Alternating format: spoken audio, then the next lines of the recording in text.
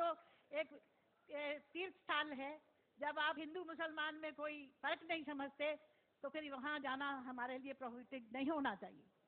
Doctor Verma साहिबा ने बहुत अच्छा सवाल पूछा और ये मेरी किताब में 10वां सवाल है जो गलतफहमी नंबर 10 है। मेरी किताब आप पढ़ेंगे, गलतफहमी नंबर 10। और डॉक्टर साहिबा ने बहुत सही फरमाया कि अगर हम आलमी भाईचारे में मानते हैं तो सिर्फ मुसलमान को क्यों इजाजत है मक्का और मदीना में जाने की, गैर मुस्लिम हिंदू और सिख और ईसाई को क्यों इजाजत नहीं है? बहुत अहम सवाल। इसका जवाब है कि हर देश के अपने अपने रूल्स और रेगुलेशन होते हैं। मिसाल के तौर पे मैं हिंदुस्तानी हूं, लेकिन मुझे कुछ हिंदुस्तान के इलाके में जाने की इजाजत नहीं है जिसे कहते हैं कैंटोनमेंट एरिया। सिर्फ मिलिट्री के लोग, सिर्फ वो लोग जो देश की हिफाजत में लगे हुए हैं, वो लोग वो कैंटोनमेंट एरिया में जा सकते। मैं इन्हें झगड़ सकता हूं, मैं इस देश का नागरिक हूं, मुझे क्यों नहीं जाने देते? नहीं, ये गवर्नमेंट का रूल है। ये कैंटोनमेंट एरिया है, मतलब खाली वो लोग, वो शख्स जो मिलिट्री के लोग हैं, जो देश की हिफाजत में लगे हुए, सिर्फ उनको इजाजत है। ये रूल है। इसी तरीके से मक्का और मदीना मेरे हिसाब से इस्लाम का कैंटोनमेंट एरिया है। वो लोग, सिर्फ वो इंसान जो इस्लाम के लिए जान देने को तैयार है, वो लोग को अलाउड है, बाकी लोग को नहीं।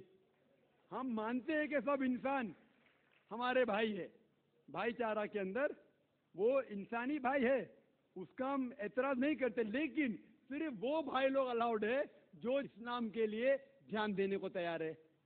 और एक इसका जवाब है कि जब भी आप कोई मुल्क में जाते हैं उसके लिए आपको वीजा लेने पड़ता है, वीजा। और सबसे डिफिकल्ट है अमेरिका का वीजा, खुसूसन 11 सितंबर के बाद। 50 सवाल पूछते। जब मैं सिंगापुर में पहली बार गया था, वहां इमिग्रेशन फॉर्म पे लिखा था कि डेथ टू ड्रग ट्रैफिकर्स, जो भी ड्रग से पकड़ा गया उसे सजाए मौत। अगर मुझे सिंगापुर में जाना है तो मुझे ये तस्लीम करना पड़ेगा कि अगर मेरे पास ड्रग्स है तो मुझे सजाए मौत होगी। मैंने कहा सजाए मौत, इतना खतरनाक सजा, नहीं मानते तो सिंगापुर में आना ममनू। तो आप अगर सिंगापुर का वीजा लेते, आप पे तस्लीम करने पड़ेगा कि ड्रग वाले को सजाए मौत। इसी तरीके से मक्का और मदीना जाने का वीजा है। आप सिर्फ अपने जबान से कहो ला इलाहा इल्लल्लाह मोहम्मद रसूलुल्लाह।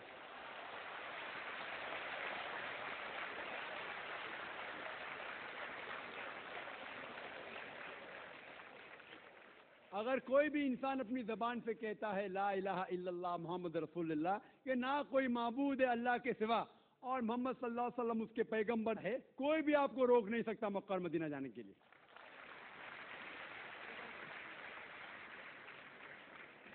मैं doctor Arjun Das, Saint Johns college में कॉमर्स का प्रोफेसर हूं।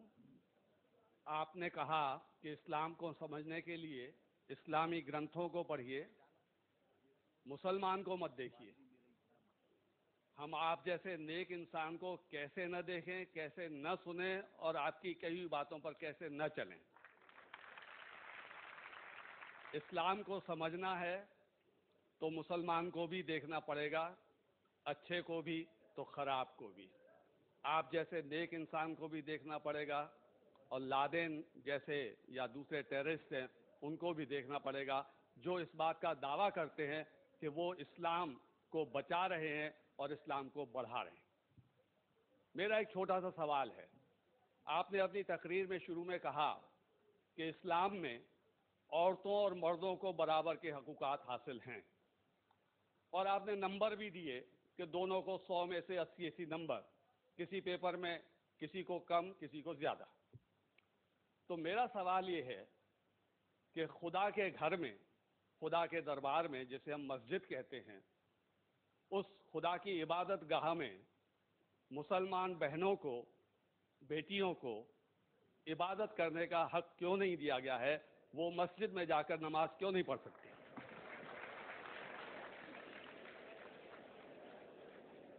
भाई साहब ने बहुत अच्छा सवाल किया।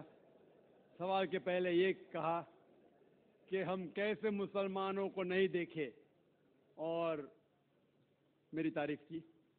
सारी तारीफ अल्लाह सुब्हानहू तआला की है। लेकिन मैं ये कहना चाहता हूँ कि آپ کو مرسڈیز کار دیکھنا ہے کتنا اچھا ہے تو ایسے ڈرائیور کو مرسڈیز کار چلانے کے لیے دو جو ایک ماہر ڈرائیور ہے. تو اگر آپ کو اسلام جاننے کے لیے کوئی شخص کو دیکھنا ہے تو سب سے بہترین شخص ہے محمد صلی اللہ علیہ وسلم.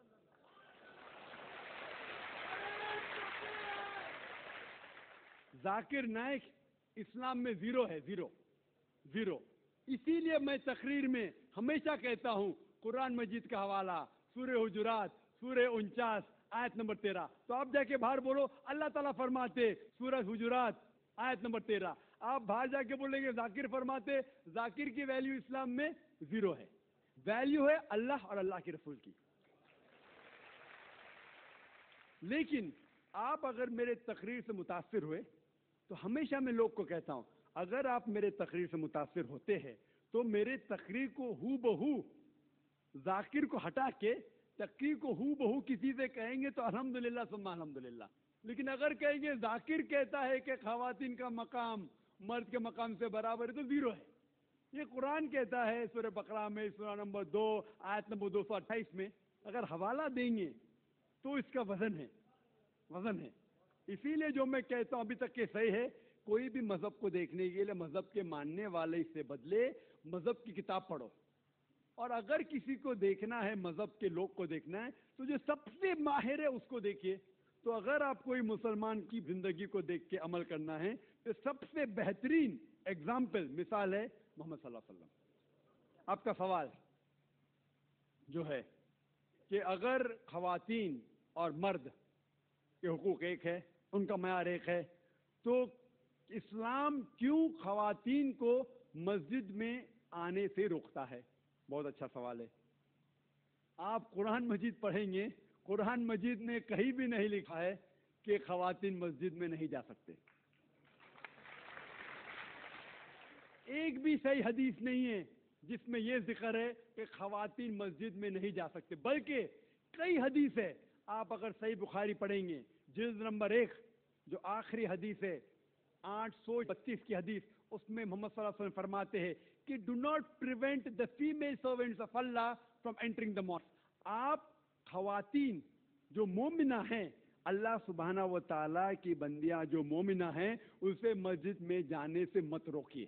کئی حدیث ہے جس میں لکھا ہوا ہے کہ مومن عورتوں کو مسجد میں جانے سے مت روکیے.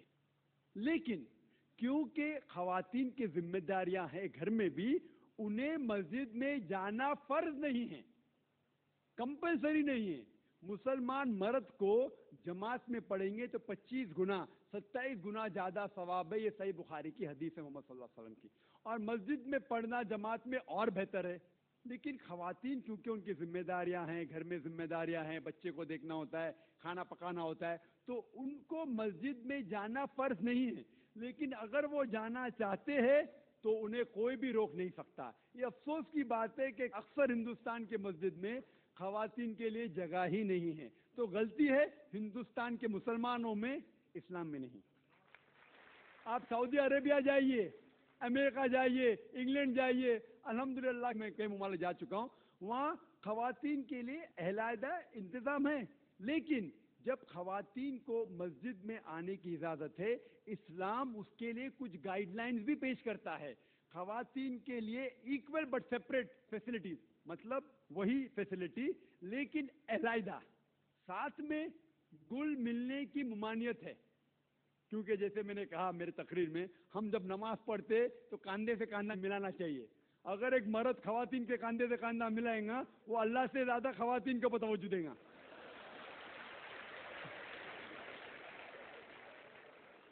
تو خواتین مسجد میں آ سکتے, لیکن ان کے لیے علیحدہ انتظام ہے. ایکول بٹ سیپریٹ فیسلٹیز, برابر اچھا انتظام لیکن علیحدہ. وضو کے لیے جگہ الگ, نماز پڑھنے کے لیے الگ. اسی لیے اسلام کے اندر خواتین آ سکتے. لیکن افسوس کی بات ہے کہ یہ ہندوستان میں اکثر مسجد میں ان کو الاؤ نہیں کرتے. یہ ہندوستان کے مسلمان کے علم کی کمزوری ہے. اگر آپ پڑھیں گے صحیح بخاری, کئی حدیثیں ہیں, صحیح مسلم, جہاں خواتین کو آنے سے روکا نہیں گیا, بلکہ محمد صلی اللہ علیہ وسلم نے کہا کہ اگر خواتین مسجد میں جانا چاہتے ہیں رات کو بھی, تب بھی آپ انہیں مت روکو, رات کو بھی. یہ صحیح بخاری کی حدیث ہے کہ اگر رات